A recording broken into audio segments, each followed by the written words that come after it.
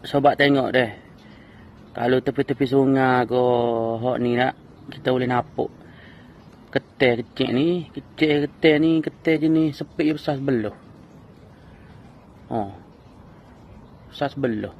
Aduh, belah kanan. Ada sebelah kiri. Dia tidak balance.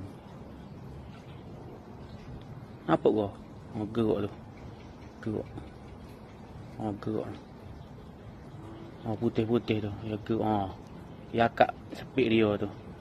Macam ajak nak gocok. Tapi kalau ketai nipuh. Kalau ketai nipuh ni, sepik dia tu lebih kurang ni. Sama besar lah. Gini contoh ya ni. Contoh kalau orang tak jekelih lah. Gini lah. Sepik gini lah dua. Dia sama besar. Tak macam ketai tu. Ketai tu sepik dia besar belah. Ada kiri, ada hok kanan. Tapi ketai nipuh ni dia balance lah. Sama besar kiri dan kanan dia tu.